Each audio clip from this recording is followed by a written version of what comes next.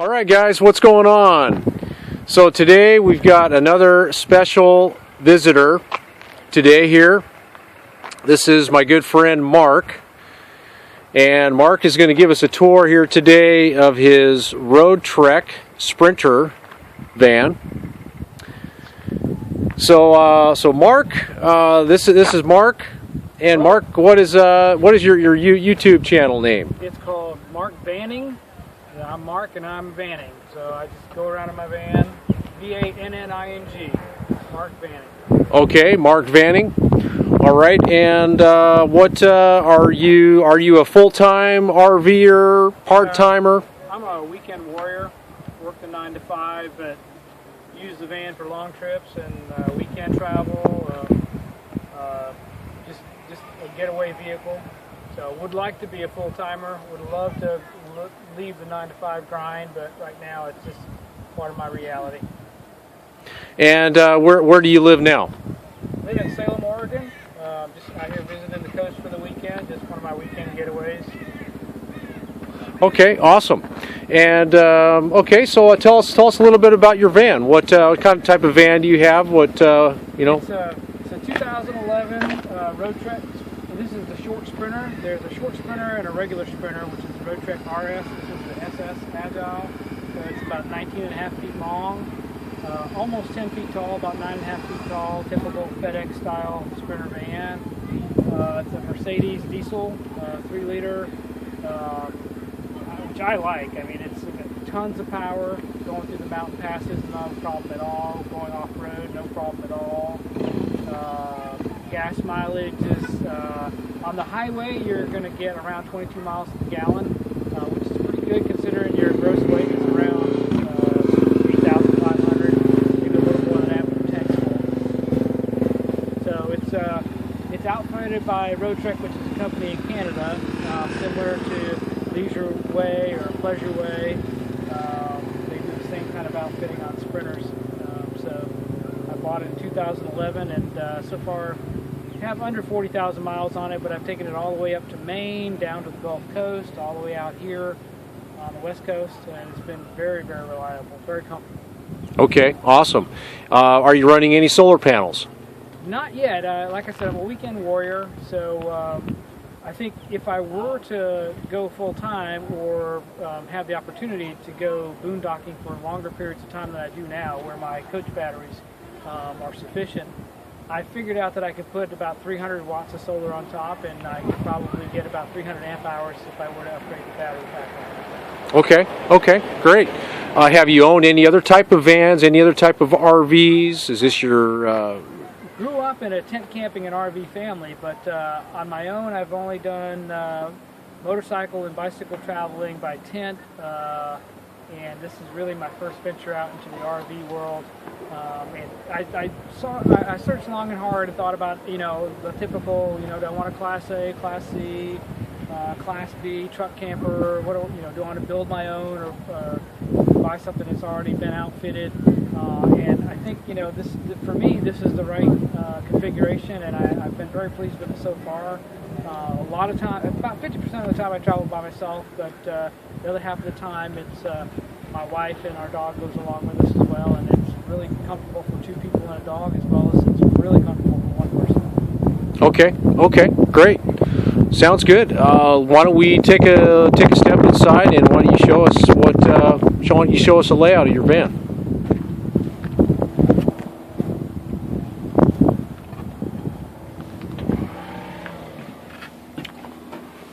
I don't know how dark it's going to be in here. How's the lighting in here? It's good. Okay. So you got your typical galley, which you got a sink, 2-burner stove, you got a 3-way fridge, which is really convenient. I mean, it runs really well on propane. The temperatures are good. The fuller you keep the fridge, obviously, the less fuel it uses and keeps it cooler than if it has to cool a large open space. Got a microwave convection oven mix there. When I bought it, it came with a coffee maker that hung from underneath the top cabinets, but I didn't like the way it blocked the view, so I took that out of there. Plus, it was one of the 3 items: the coffee maker, microwave, and the RV air conditioning are the 3 things you have to have the generator on for. And so if you wanted to limit your need for a generator, you know, we just figured out we could make coffee a lot easier, either by pour over or some other method. So I took that out, and I really like it because it opens up this space here more. You've got well, this is kind of archaic. This is, you can pull up your old rabbit ear antenna there. I've actually thought about putting a Wi-Fi extender on there so that I could boost the signal if we're going to do more long-term and need mobile internet. I could actually, there's a guy called Finding Simon is his channel, and he has this extender that he used on his roof that he could do that. So you got the control panel there for the generator, for your tanks and your LP. Inside of here is a wet bath. Okay. And what does that look like inside? Or if you want to just come around the corner here, you can take a look. This door will, the hinge in the middle opens up so that it kind of creates an elbow. Okay. The shower curtain comes out, so you have more space in there if you're going to take a shower or something like that. Okay. And how is taking showers in here? Is it comfortable? For the 2 of us, it's fine. I mean, we have plenty of hot water, plenty of room to move around. You know, of course, in any RV this size, you're doing Navy showers, so you're not going to sit here and just, treat it like a sauna. But the sink is retractable, so it's not in the way when you need to sit on the commode, but you can just pull it out and use it for a sink if you need to. Okay. Got your standard fantastic fan here. This is a 2011 model, so this is not the one that came with the rain sensor. Rain sensor. So it doesn't automatically, react when it picks up that there's moisture in the air. But other than that, it works fine. And I also keep a second one that I can plug into my 12 volt just to get some air flowing through the cabin. We moved out here from the south, so we had a lot of humidity and heat to deal with there that we don't really have so much out here. Okay.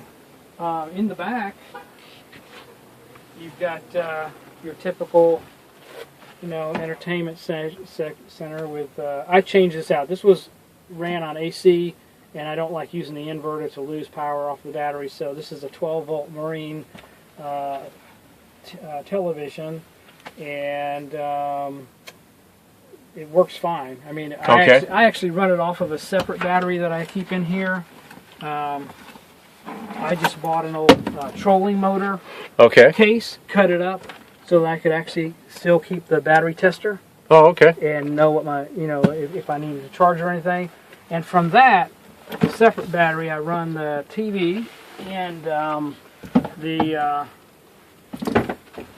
put in a separate 12 volt so I can have accessories. Like a phone or a tablet or something like that, and also the rope LED lighting. Oh yeah, the LED lighting. Okay. Yeah, that runs off of there as well. So it's just one less drain off of the coach batteries. I've changed most of the other ones out to LEDs that run off the coach, not so it doesn't drain it so much, but there's still a couple. Actually, these alley lights here in the hallway. Okay. I haven't converted over yet. Tell us about the seating arrangement or the bed. In the back, I mean, this is the short Sprinter, so it's really designed for 2 people to travel in. The long Sprinter would travel about 4 to 7 people and sleep about 4. This is going to travel about 4 people seat belted. There's 2 in the back as well, but it's really going to sleep just 2 people comfortably. The bed comes out. It'll come all the way down. I've got my folding bike here in the way right now. But it'll come down and quickly make 2 twins, or you fill in the middle using the tabletop that will sit up here on a post, but you use that for an extra platform with these, and you'll have a king-size bed. And when we do long trips, we go ahead and put an extra layer of foam on top and use this storage underneath and just leave it set up as a bed all the time. But actually right now, in addition to my folding bike, which you can see a video on my YouTube channel of how I use the bike and how it operates, underneath this couch is a 12-foot kayak that's a folding kayak that I'll have to take out from the back, which I'll probably do tomorrow, and take it out on one of the lakes here in Florence. Fun. That's great. So you can fit all of those those accessories Yeah. inside the back of the van. That's awesome. You have to compromise certain things. Like, for instance, since I'm a weekend warrior, I have the option of, well, who's going on this trip? What's the trip going to involve? Mountain biking or hiking or water activities or whatever, and then I just pack it for that. It's not like I couldn't take all the gear that we enjoy using if we lived in here full time. Mm-hmm. So. Okay. Or at least I haven't figured out how to do that yet. Figured out how? Yeah. That's the whole trick. Now, your refrigerator, is this a three-way refrigerator? It's gas, three-way. electric, and Yeah, DC? It's AC, battery, or gas. And I don't even have it on right now because I'm just, this is a short weekend getaway. But And what does the sink look like? the sink, it's Just okay. This is stainless steel yeah. sink. Okay. Yep. Nice. And how about storage? Are you happy with the amount of storage? We did a 3-week trip through Carolinas, up to Chicago, up to Maine, down through Pennsylvania, and the two of us, we had plenty of storage. Actually, it's hard to judge because I don't use it full time, so we don't have to make sure we have everything we need all the time. But for the kind of traveling we do, we have more storage than we need. Perfect. Nice. And the driving compartment, you're happy with the way it drives, the way it handles. It sounds like you're telling me you just went on a little bit of an off-roading adventure. Mm-hmm. Yeah. What could you share about that? Well, it's not made for off-road. I did add all-terrain tires to it when I moved out here to Oregon, just because I wanted to be able to ride on some of the beaches. But it does really well. We took it out on a road today to get to a trail, and it just handles just as normally as it would on pavement for the most part. It's very responsive, very powerful. The nice thing about this cab is, in most Sprinter campers, is it becomes a part of your living space when you set up at the end of the day, or even in the daytime if you're at a place you're going to spend the afternoon. The chairs swivel around. You can set up this right. This here is if the chairs are swiveled around, you have an extra table that just comes out here. There's a little arm that comes out here. It's a resting spot for this. So you have this whole area for an additional table for these two chairs that will swivel around and face right here. So I mean, everything in this was designed to have a lot of different to use every component. There's a little pantry in here to store stuff here for the galley kitchen. There's actually a cutting board that's built into the shelf. Obviously needs to be cleaned.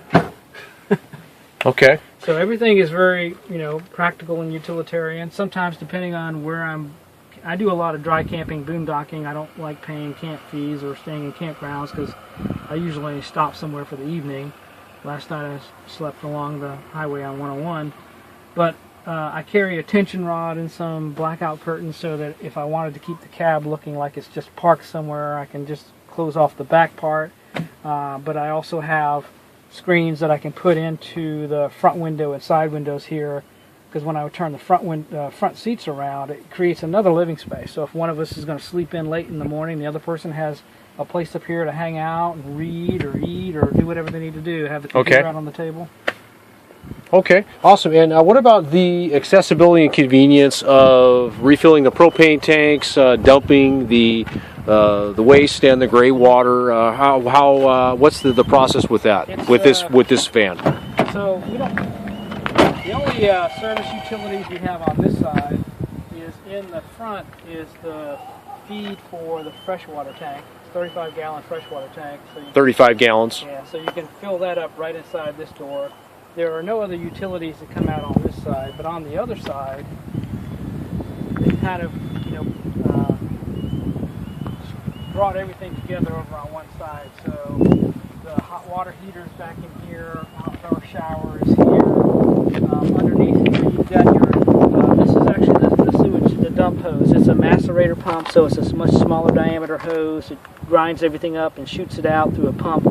So you're not having to do a lot of gravity tank dumps. It pulls out, just do black water, then do gray water.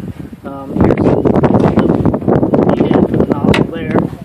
Okay. Propane fill, propane knob right there, city water connection down there. You even have a satellite hookup, but I've never used that. any kind of resort or campground. And even if they had it, I wouldn't pay for it just because it's not the type of camping I do. Typical Sprinter fashion, you've got inside the driver's side door, you have this nice little hidden compartment so people can't steal your gas. Oh, look at that. So Oh, that's convenient. Yeah, that's pretty standard. Nice. So, you know, that way when the door is closed, you can't access that. Okay. Everything else, I mean, you know, it doesn't have super great clearance, but I took it on a pretty gnarly road that I had no business being on, and because of the power of the diesel engine, we got through it. It was a 10-mile stretch that took us 3 hours to get over, and it was there were a couple times we didn't think we were going to make it, but it was it was really fascinating. I was really impressed with it. Great vehicle, a lot of power. I didn't lose anything, so. Okay, awesome. Is there anything else you'd like to share about the van that anything else you'd like to share about the van that makes it unique or anything special? No, I mean, I think, you know, you look at your opportunities to either buy something and build it yourself, or you look for something that's already configured in a way that's going to meet what you want to use it for. And for me, this is just a good fit. I thought, you know, I probably would go back if I were starting over and buy my own Sprinter and outfit it from the inside. There's a number of things in here. We seldom use the microwave convection oven, you know, so we seldom use the air conditioner in there, obviously, actually. And in addition to, if I full-timed, I said I would put solar on and update the battery bank, but I would also take the couch out, probably raise it up so I had a lot more storage so we could bring more of our kind of outdoor gear with us on a regular basis. So, but other than that, it's a great vehicle, and I have no regrets. Awesome. Okay, great. Any words you'd like to share with the viewers? Any words of wisdom? Any philosophy? Anything you'd like to say that has to do with the lifestyle or anything? I would just say, if you have something to share, put it out there, because a lot of the tweaks that I did inside of here, I learned off of other YouTubers from their channels, and even some of the trips I've taken and places I've hiked. I don't do enough sharing my knowledge and information. I totally get that. I know that there have been some YouTubers that call others out and say, hey, you know, don't just be somebody who views my content, provide content as well. I think that's a good criticism. You know, it's a YouTube and any kind of internet venue, I think, is just a great tool kind of for self-education and exploration and sharing the wisdom and knowledge. So just get out there and do it.